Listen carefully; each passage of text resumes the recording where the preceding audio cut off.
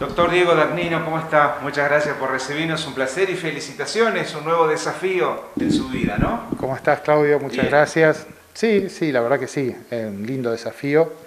Estamos muy contentos, la verdad que fue un orgullo haber sido convocado para esto. Y bueno, la idea es todo este capital que tiene el centro de salud, que a lo largo de todo el trabajo de estos años ha hecho crecer y se ha instalado como referente sanitario en la ciudad y en el barrio. Bueno, tratar de utilizarlo como para potenciarlo dentro de lo que se pueda. Y bueno, en la actualidad limitados por la pandemia y por las cosas que todavía no podemos hacer, pero bueno, que tenemos en mente tratar de llevar a cabo. ¿Cómo llegó, doctor, este ofrecimiento? Cuénteme. Bueno, Y seguramente el análisis familiar posterior que también fue importante, ¿no? Porque es un nuevo desafío, como decíamos, más allá de la actividad que ya desarrolla en Ramírez, en Paraná y en distintos lugares. Sí. Bueno, la verdad que el equipo de gobierno de la municipalidad me ofreció esta posibilidad. Ale tenía cuestiones personales que no le permitían estar al frente, a pesar de que hizo un laburo enorme, bancándose la pandemia el año pasado, que fue un aluvión que arrasó casi con todo. Alejandra, estamos diciendo. Alejandra Garberi, claro, la directora que reemplacé, así que me ofrecieron la posibilidad y la verdad que, bueno, evaluando todo y tratando de acomodarlo en las actividades que, como vos decís, el Hospital San Roque, la clínica. Pero bueno, por eso es un desafío, si no, no sería. Se llamaría de otra manera. Totalmente.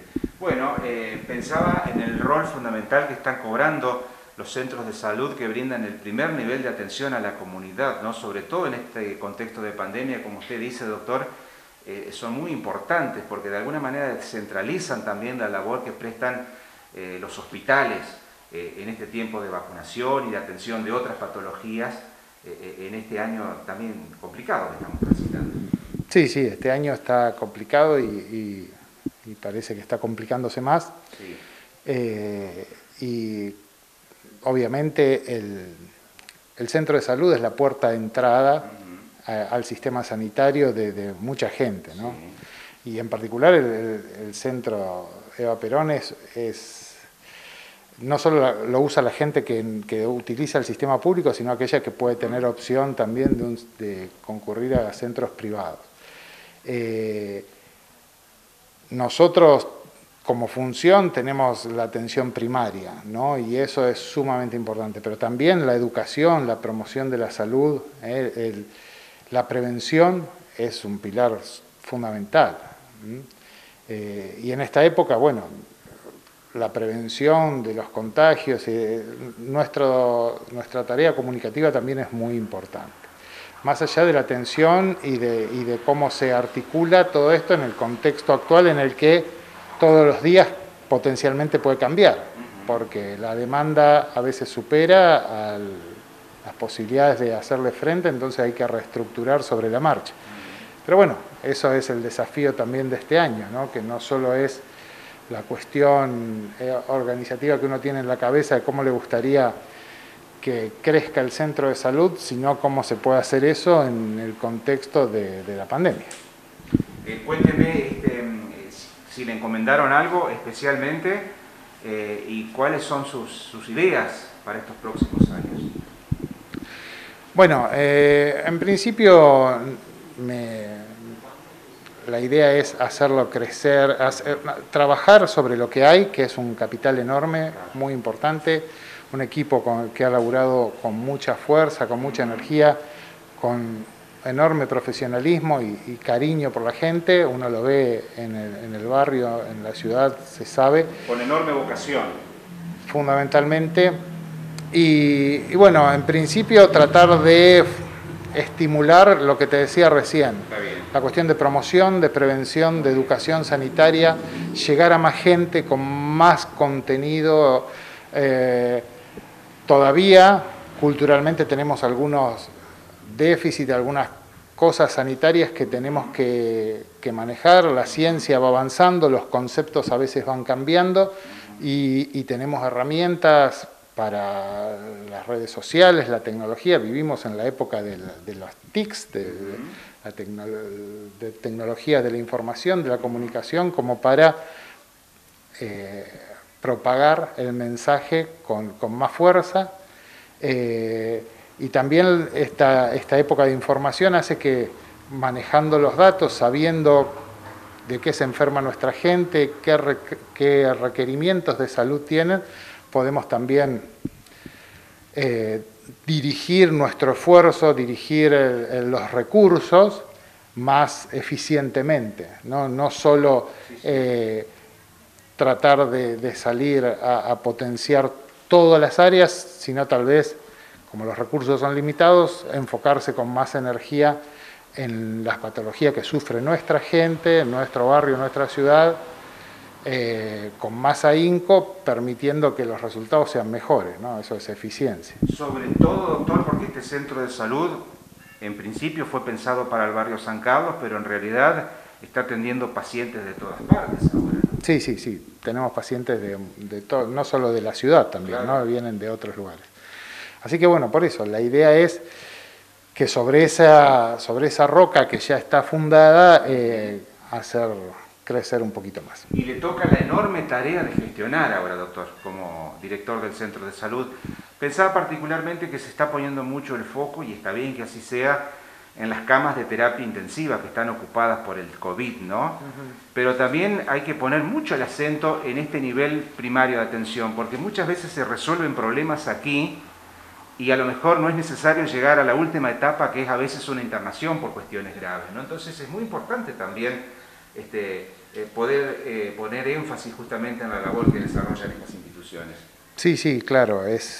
A ver, la atención primaria ha demostrado que es la mejor manera de intervenir desde el Salud para Todos en el año 2000, en Alma Ata en el año 78, es la estrategia que demostró que se puede ser más democrático y más equitativo en la provisión sanitaria, ¿no?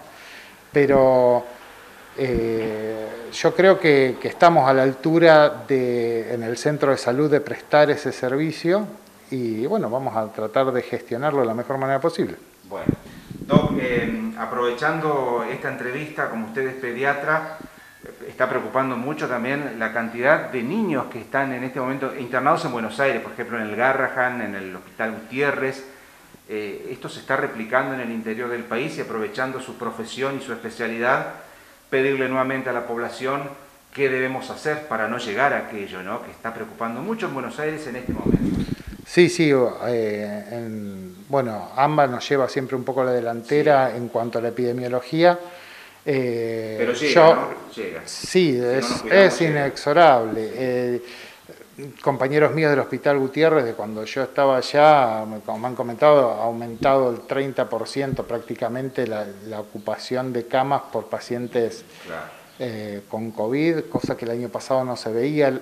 Esta semana tuvimos una charla con el Ministerio de Salud y también de la provincia, ¿no? Y preocupaba la cantidad de pacientes más jóvenes que están ocupando las camas de terapia intensiva, ocupadas por gente notoriamente más joven que lo que lo hacía el año pasado y sin tantos factores de riesgo. Nosotros estábamos como acostumbrados a cubrir o a pensar que las personas más añosas o diabéticas o obesas o hipertensas iban a tener más chances de complicarse, y aquellas más jóvenes con menos factores de riesgo tenían muchas más posibilidades de tener una enfermedad asintomática o con pocos síntomas. Si bien la mayor cantidad de las personas que enferman tienen pocos síntomas, sí la proporción de enfermos más jóvenes y sin factores de riesgo con síntomas moderados o graves ha aumentado notoriamente.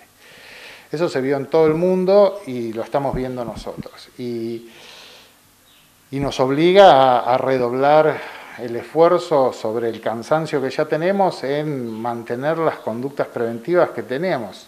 todavía, si bien está avanzando la vacunación, la cobertura en vacunas todavía no es todo lo amplia que es en otros países del mundo y nos queda todavía, mientras seguimos avanzando con nuestro esquema vacunatorio, en mantener la distancia, mantener el cuidado, usar los barbijos, no juntarnos, que no sea al aire libre, no compartir elementos que puedan estar contaminados. Sabemos que es mucho más fácil contagiarse desde lo respiratorio y por cosas contaminadas con secreciones como saliva, secreciones respiratorias. Entonces tomar la misma bombilla, tomar el mismo vaso, tomar el pico de la misma botella, son conductas que tenemos que erradicar porque vamos a tener complicaciones. Sí. Y con relación a esto, hoy escuchábamos a los especialistas, se está repensando la posibilidad de vacunar también masivamente a la gente más joven. En principio se empezó por las personas de mayor edad, pero se está pensando en la posibilidad de vacunar también a la gente joven porque son los que contagian a los mayores. Entonces, vacunando a los más jóvenes, estamos protegiendo a los adultos mayores también. En fin, hay novedades de este tipo permanentemente, me imagino ustedes, ¿no?, que están trabajando en el área de salud, las informaciones que reciben de manera constante, ¿no? Sí, sí, todo el tiempo. En realidad, todo todavía se sigue estudiando porque todo está en marcha. Sí. Hoy en día hay una cuestión crítica que es la disponibilidad del recurso de la vacuna, que es un cuello de botella en todo el mundo, en la producción, en todos lados.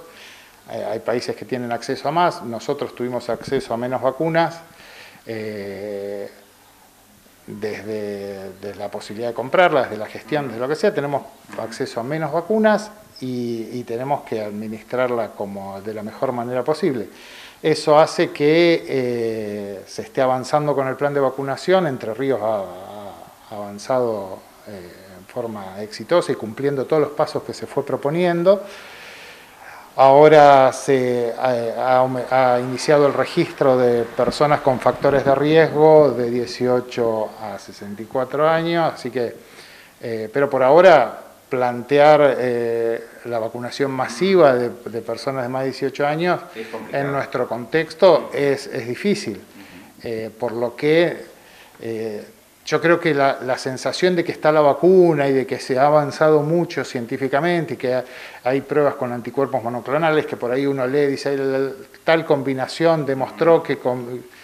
Y eso ha hecho que mucha gente tenga como la sensación de que esto está controlado.